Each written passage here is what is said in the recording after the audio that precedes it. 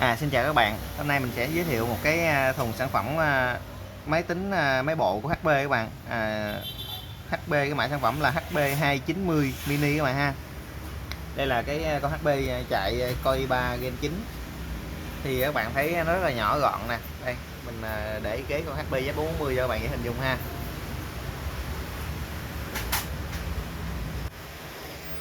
Rồi bây giờ mình dẹp con HP qua một bên đã. Rồi, thì đây là con HP 290 mini các bạn. Nó chạy con Core i3 Gen 9. Thì con Core i3 Gen 9 là các bạn biết là nó có 4 core 4 luồng các bạn. Nó tương đương nó mạnh hơn Core i5 đời thứ 7 một chút xíu các bạn ha. Rồi, nhà máy rất là nhỏ gọn. Đó, đây là mặt trước của nó nè các bạn. Nó gồm có một cái này là do mình chưa có xé cái ni lông ra các bạn ha. Gọi là cái siêu trước ra.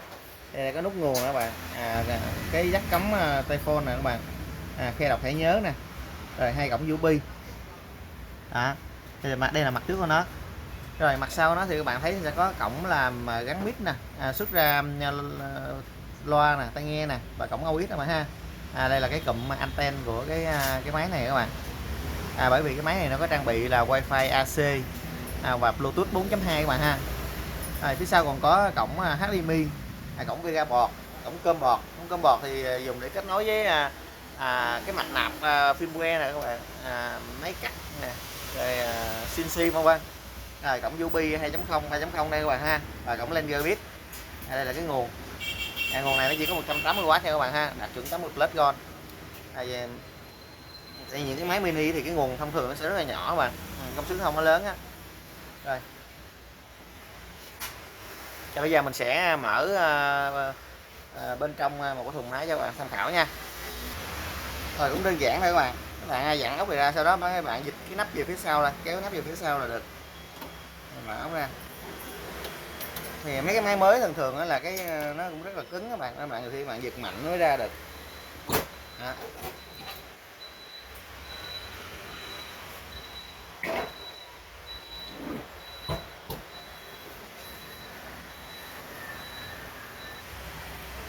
Rồi đây là bên trong của cái máy HP 290 mini này các bạn.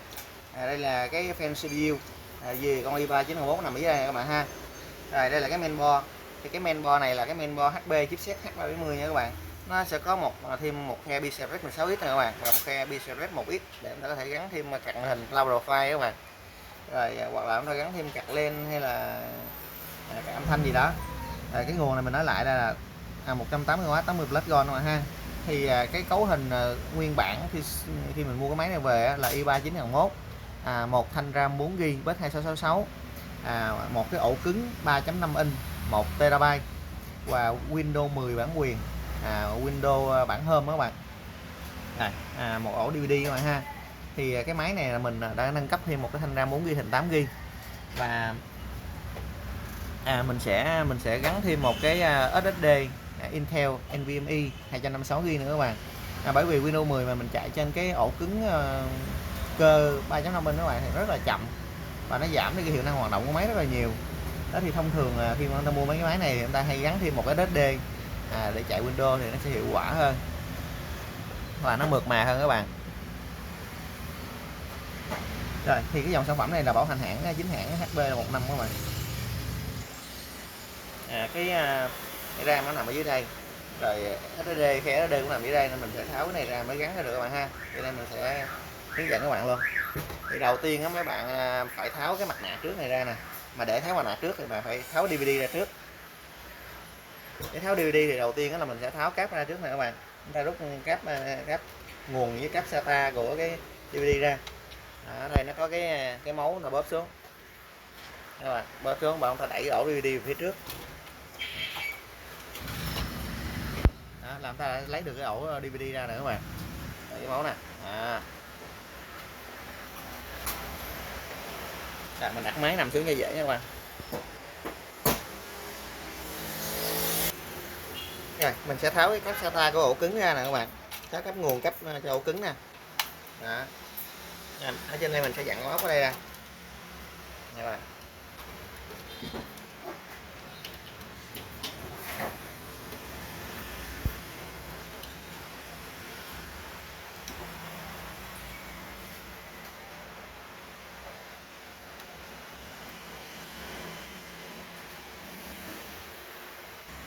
Tiếp theo các bạn tháo cái mặt nạ này ra nè các bạn. Mặt nạ thì có 1 nè, 2 nè, 3 nè, 4 cái mấu này. Các bạn tách nhẹ lên thôi các bạn, tách cái gốc tách lớn quá nó sẽ làm gãy cái bát này ha. Mình tách nhẹ lên. Đó, nhẹ lên thôi. Mình đẩy về phía trước các bạn. Đó. Các bạn đừng có giật ra luôn nha. Không không được giật ra luôn, chúng ta hở ra nhẹ thôi, tại vì dưới đây nó công cáp nè các bạn. Đây. Mà thấy không, đây có con cáp truyền từ cái mặt nạ vô bên trong nè. Đó, các bạn giật mạnh quá là nó đứt ra luôn á. Rồi chúng ta cho nằm xuống đây thôi các bạn. Ở đây nó có cái rắc chúng ta có thể rút ra cũng được. Bạn nào thích thì rút, không thích thôi, mình thấy không cần thiết là mình không rút ra. Ở đây thì mình dặn thêm ống này ra nữa các bạn. Rồi dưới đây một con nữa.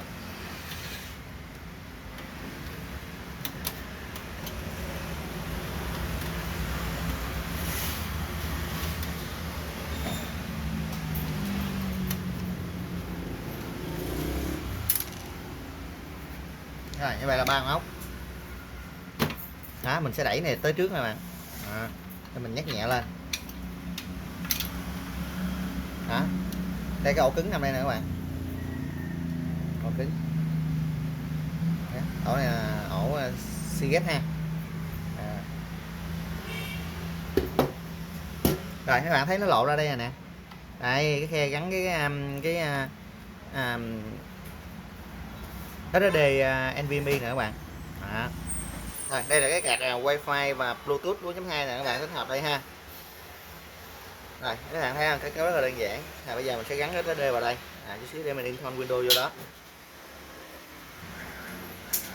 Đây là cái SSD Intel NVMe 256GB các bạn. NVMe thường thường nó chỉ có một cái rãnh khuyết thôi các bạn ha. Đây nè. Đó. Rồi giờ mình chỉ đặt vào thôi.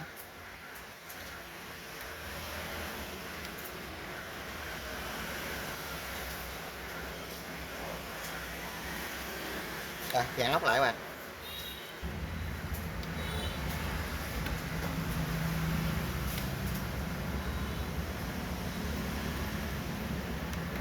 Rồi xong. Giờ mình gắn này lại như cũ ha.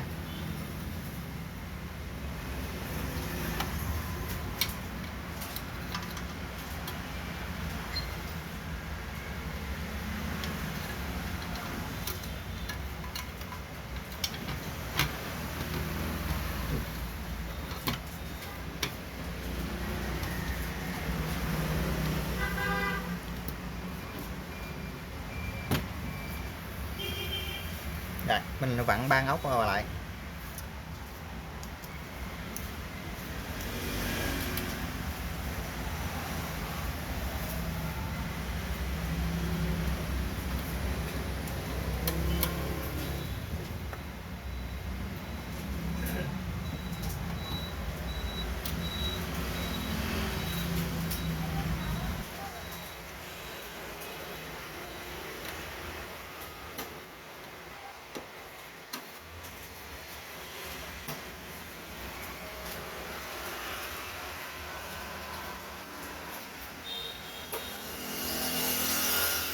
Con bên hông này nè các bạn.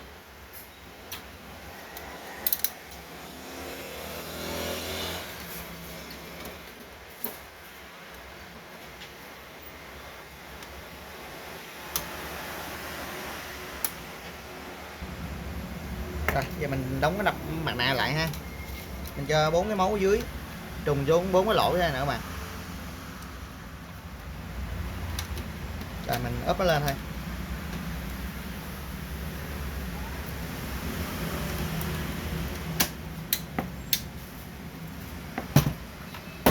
Rồi xong bây giờ mình đút ổ DVD vô lại.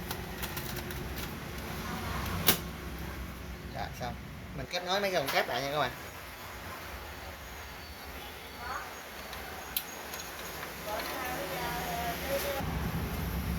Rồi như vậy là xong rồi các bạn.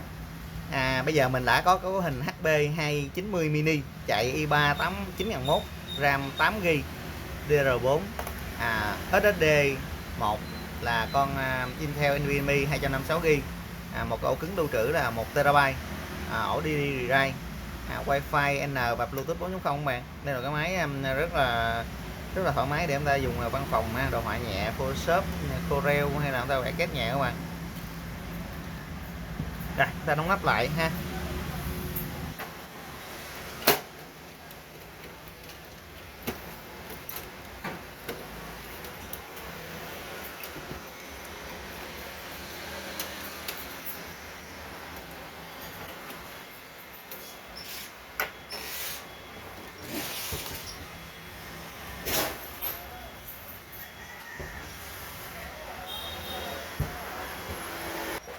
Rồi đây là màn hình vào trong Windows của HP 290 mini nè các bạn.